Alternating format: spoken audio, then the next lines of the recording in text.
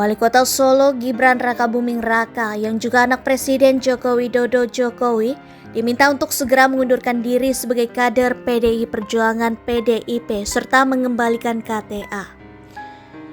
Gibran Rakabuming Raka mengaku akan menindaklanjuti surat yang diberikan Ketua DPC PDIP Solo FX Hadi Rudiatmo atau Rudi kepada dirinya. Adapun isi surat yang diberikan Rudi kepada bakal calon wakil presiden dari Koalisi Indonesia Maju tersebut terkait pengembalian KTA PDIP dan membuat surat pengunduran diri Gibran dari kader PDIP.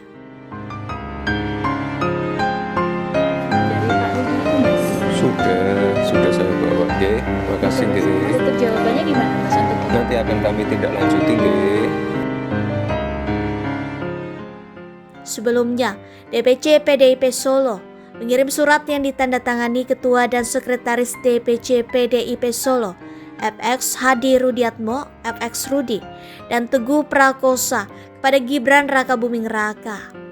Surat yang berisi dua permohonan itu diserahkan pada Gibran melalui Wakil Wali Kota Solo, Teguh Prakosa, pada Selasa 31 Oktober 2023. DPC PDIP Solo memutuskan membuat surat tersebut lantaran pertemuan antara Gibran dan FX Rudi tak kunjung terjadi. Dalam surat tersebut, Gibran diminta segera mengundurkan diri dan mengembalikan kartu tanda anggota KTA PDIP. Mengembalikan KTA ke DPC dan membuat surat pengunduran diri dari PDI Perjuangan. Di sisi lain, Ketua Bidang Kehormatan DPP PDI Perjuangan Komarudin Watubun mengatakan jika Gibran dipecat oleh PDIP, maka akan muncul narasi dirinya terzalimi. Perlu lagi didramatisir, kita kan tahu itu. Kalau kita ambil tindakan tegas pecat, nanti dia gunakan lagi. Waduh, saya disolimi. Sudah lagu lama itu. Komarudin menyatakan Gibran tak mengikuti arahan Megawati Soekarno Putri soal keputusan Capres dan Cawapres. Pihaknya menuturkan akibat sikapnya tersebut, Gibran bisa diberhentikan dari statusnya sebagai kader partai berlambang banteng moncong putih itu.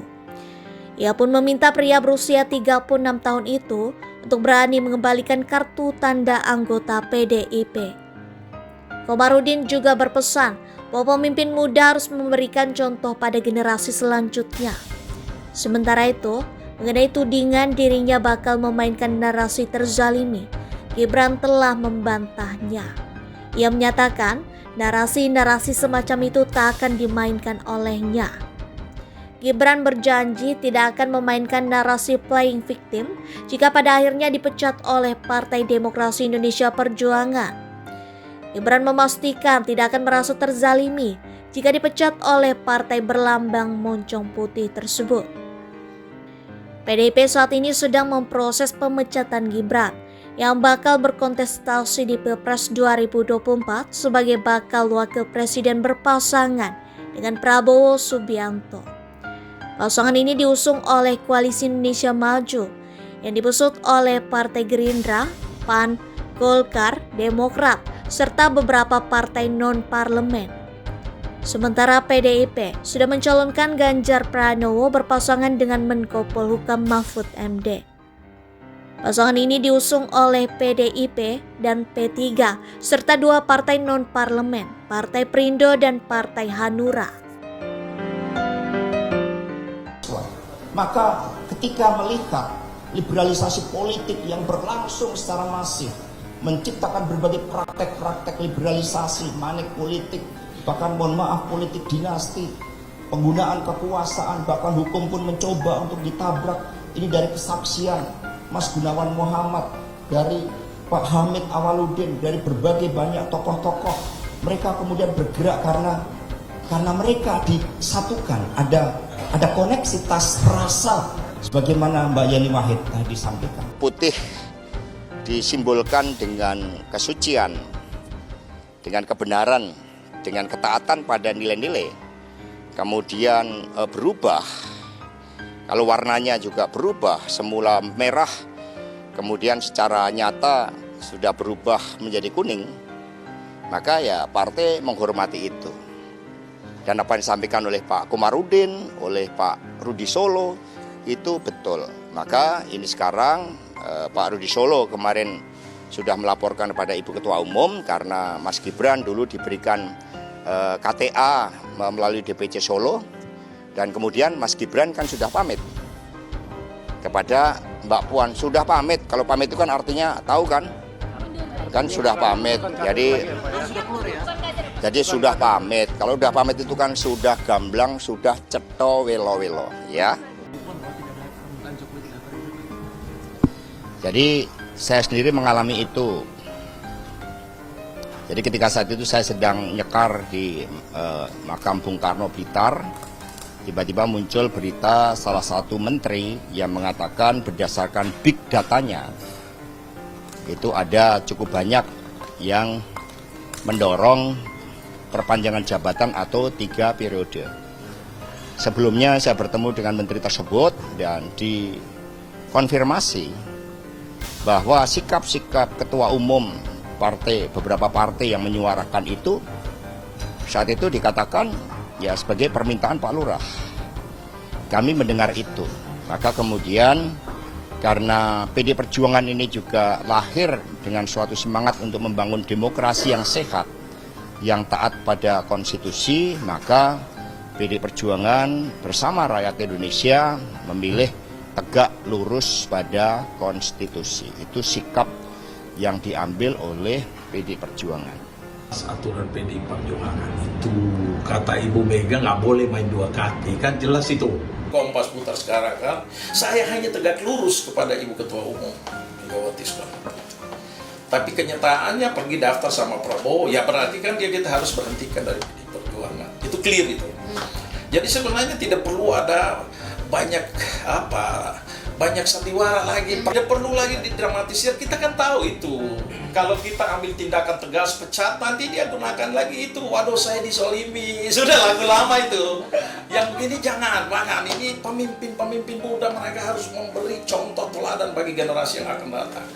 Ya, harus ada kepastian. Pemimpin itu tidak boleh membuat rakyat menjadi bingung. Terus terang saya curhatnya di sini, saya kecewa sama Mas Gibran, bukan apa-apa, dia anak muda. Tapi dia tidak punya kesabaran. Kita ini sebetulnya menggembleng seorang pemimpin itu dari awal. Oke, kita kasih kesempatan sebagai wali kota. Kalau bagus, saya ke provinsi. Yang diuji dulu, provinsi bagus, naik lagi ke selanjutnya. Tidak langsung potong kompas karena ada karpet merah, gitu dia misalnya, sehingga semuanya ditata. Ini contoh-contoh yang tidak bagus kalau saya untuk anak muda. Mohon maaf, disiplin, loyal kita, saya gagal. Di beberapa hal saya gagal, termasuk misalnya ya pembangkangan Mas Gibran misalnya, itu saya yang sebut tertusuk. Tidak ada loyalitas, tidak ada disiplin dan tidak ada ikhlas di dalam perjuangan. Saya merasa, rasanya itu gimana ya, tertusuk duri ya. Kita tentu kemudian kadangkala suka galau. Kok di sebelah sana sepertinya lebih banyak partai-partai yang mendukung. Kok di sebelah sana sepertinya setiap pertemuan selalu ramai. Sebagai manusia kadang-kadang kita berpikir, apakah kalau kemudian kita tidak didukung kekuasaan, kita akan menang? Banyak sekali pikiran yang berkecamuk di pikiran. Saya pun berpikir seperti itu. Itu manusiawi. Itu wajar. Sebagai manusia yang tidak sempurna, pasti kita selalu mempunyai pikiran-pikiran seperti itu. Tapi kalau kita renungkan dengan baik-baik, saya selalu mengatakan, hati boleh panas, tapi pikiran harus jernih. Hati boleh panas, tapi pikiran harus jernih. Tapi yang harus kita lakukan, walaupun hati kita panas, Pikiran kita harus jernih bahwa kita meyakini apa yang kita dukung, apa yang kita bantu, apa yang kita perjuangkan adalah untuk masa depan Indonesia ke depan. Pak Jokowi ku udah ngono lho, mentang-mentang. Lah iya, padahal Pak Jokowi kalau nggak ada PDI Perjuangan juga aduh kasihan dah. Tapi kalau nanti Pak Jokowi mesti ada menterinya. Mesti banyak. Orang kita pemenang 2 kali. Betul apa tidak? Saksikan ya. Iyalah. Iya dong. Jangan nanti Ibu Mega. Saya kira karena PDI sudah banyak kemenangan, sudah ada di DPR, sudah begini. Nanti saya kasih cuman 4 ya, mau. Tidak mau, tidak mau, tidak mau.